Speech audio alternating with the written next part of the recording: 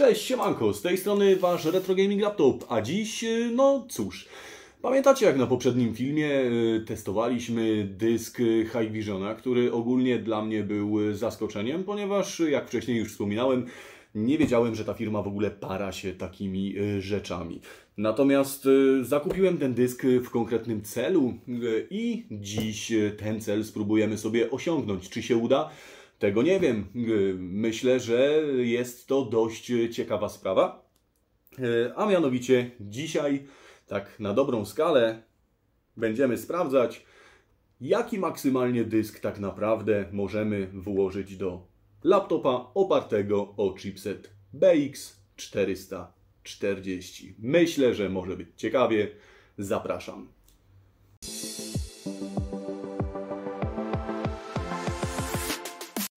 Pamiętacie, jak przy okazji tego filmu mieliśmy duży dylemat w przypadku testowania tej właśnie przelotki z mSATA na IDE 44 pin, gdzie wyszło na jaw, że działa na wszystkim poza BX-em 440 i polało się morze komentarzy, gdzie tak naprawdę ludzie pisaliście i wy, że dlatego mi to nie działało na BX-ie 440, ponieważ zastosowałem dysk 128 GB i gdybym zastosował dysk 60 GB albo mniejszy, to sytuacja wyglądałaby zgoła zupełnie inaczej i ta przelotka na mniejszym dysku by zadziałała.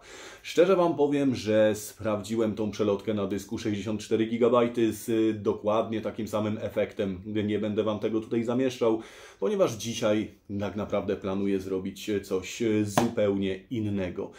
Z racji tego, że większość wtedy uważała, że powodem niedziałania tego combo jest fakt, że zainstalowałem tutaj dysk 128 GB. Dziś przy okazji sprawdzimy sobie dzięki tej stacji roboczej, czy BX440 obsługuje, czy też nie obsługuje dysków powyżej 64 GB oraz czy winą faktycznie jest ta oto przelotka. Jak już wiemy, w tym nie działa. Natomiast ostatnio, jak już wspomniałem na wstępie, zakupiliśmy sobie ten oto wynalazek. No i co? No i dzisiaj zrobimy sobie taki manewr.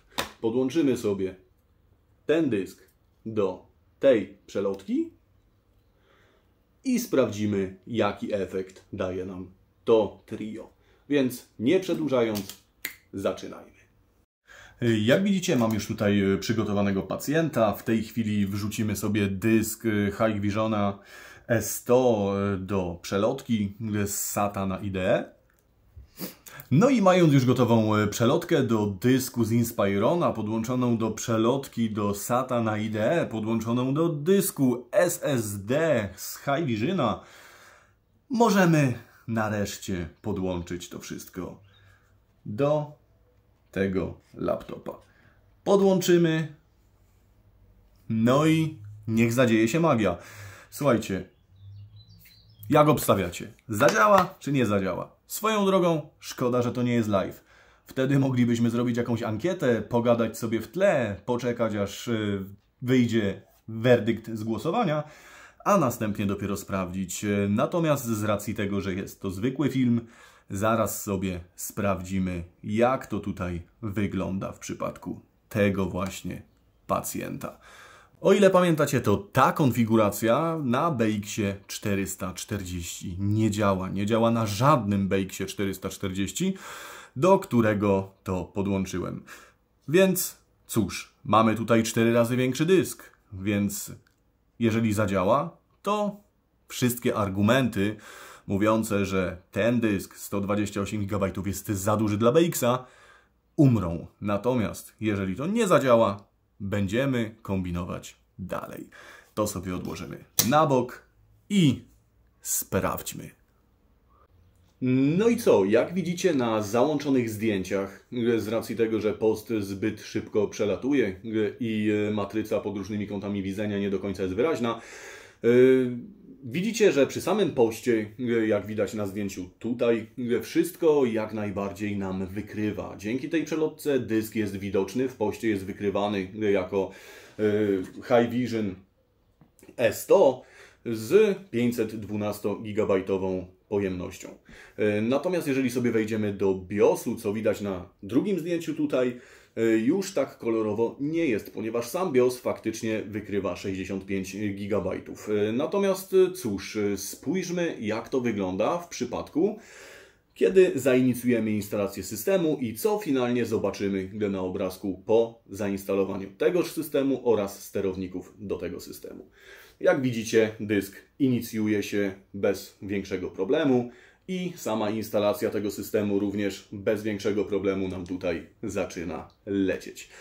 Czy bez problemu się nam to do końca zainstaluje? Zaraz sprawdzimy. Natomiast jeżeli się uda, zaraz sobie omówimy wszystkie wnioski stąd płynące. Nie przedłużając, ja się zabieram za instalację sterowników i systemu, a widzimy się za jakąś chwilkę.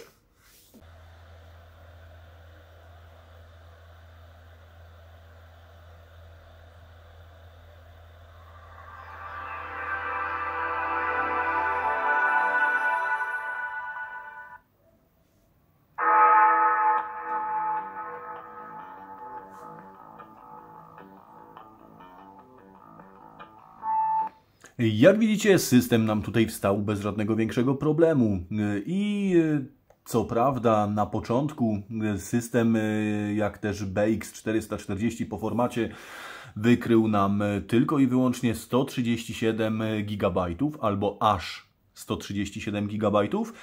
Tak później po zainstalowaniu wszystkich poprawek i sterowników oraz instalacji programu Partition Magic mogliśmy odblokować dodatkowe pojemności. Sam dysk jest tutaj jak najbardziej zainstalowany. Możemy sobie wejść w menadżer urządzeń, jak też w mój komputer, gdzie zobaczymy sobie jeszcze płytę po Windowsie 98 świeżo po instalacji oraz pojemności dysków. Jak widzicie, dysk C, czyli to, co nam wykryło zaraz po instalacji, 137 GB. Natomiast mamy tutaj jeszcze dysk D, który nam na ten moment pokazuje 344 GB. No i cóż, słuchajcie, jak widać, to nie jest tak, że BX440 nie obsługuje, bo jak widzicie ładnie na załączonym obrazku, obsługuje. Mało z tego, gdyby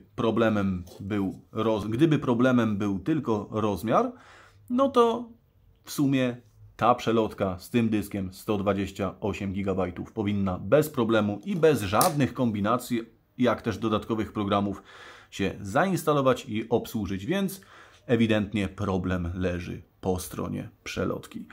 Cóż, jak widzicie, dyski są prawie w ogóle nie zajęte i ktoś by mógł powiedzieć, że zrobiłem w tym momencie kawał herezji. Natomiast myślę, że te dyski są w sam raz na to, co się tutaj na tym laptopie szykuje. No i co, pany i panewki? Okazuje się, że nie ma żadnego problemu z zastosowaniem dysku 128 GB w przypadku BX440. Mało z tego, nie ma żadnego problemu, żeby zainstalować dysk 256 GB. Kurde, mało z tego, nie ma nawet problemu, żeby zainstalować dysk 512 GB i podejrzewam, że nawet 1 TB czy 2 bez problemu dałoby się tutaj zainstalować. Co prawda nie działa to może wszystko out of box i trzeba odpowiednio skonfigurować, zainstalować system, jak też użyć zewnętrznego oprogramowania, natomiast da się, a w przypadku dysku 128 GB da się out of the box. Więc argument, że za duży dysk i dlatego nie wstało, absolutnie nie ma tutaj żadnego zastosowania. Kwestią jest przelotka. Jak widzicie, na zwykłej przelotce z SATA do IDE działa to nam bez problemu. Co za tym idzie, potwierdza się to, co mówiłem już na kilku innych filmach, a mianowicie, że ta przelotka jest najlepszą alternatywą dla standardowych dysków IDE 44 pin. Stosujemy sobie wtedy zwykły dysk SSD, który jest na dzień dzisiejszy relatywnie tani, przelotka nie kosztuje milionów i generalnie całość wychodzi nam taniej niż zastosowanie dysku talerzowego, a jednocześnie mamy większą pojemność. No i co? Słuchajcie, jak zdążyliście zauważyć, bądź też nie, sam laptop, stacja robocza, która tutaj była jakby bohaterem tego filmu, jest całkiem ciekawa. Na temat tej stacji roboczej myślę, że złożymy sobie zupełnie inny odcinek, bo jest tutaj o czym mówić. Jeżeli chodzi o retro, to naprawdę świetny kawał sprzętu. A dziś, cóż, udowodniliśmy, że da się zainstalować dysk 512 GB na BX 440. Myślę, że to całkiem super. A co wy myślicie? Zostawcie jakiś ślad po sobie w komentarzach. Napiszcie, co uważacie na temat tego wszystkiego, co tutaj się dzisiaj zadziało. A może macie jakieś swoje pomysły? Piszcie, może uda się to wykorzystać u mnie na kanale. Więc cóż, jeżeli filmik się podobał, łapa w górę. Jeżeli filmik się nie podobał, łapa w dół. Natomiast jeżeli ten content do Was trafia, jeżeli chcecie więcej tego typu filmów i to jest to, co lubicie sobie oglądać, myślę, że śmiało możecie dołączyć do kanału, ponieważ kanał cały czas się rozwija i jak widzicie, cały czas dochodzą nowe, świeże treści. Z mojej strony na ten moment tyle. Dzięki. Cześć.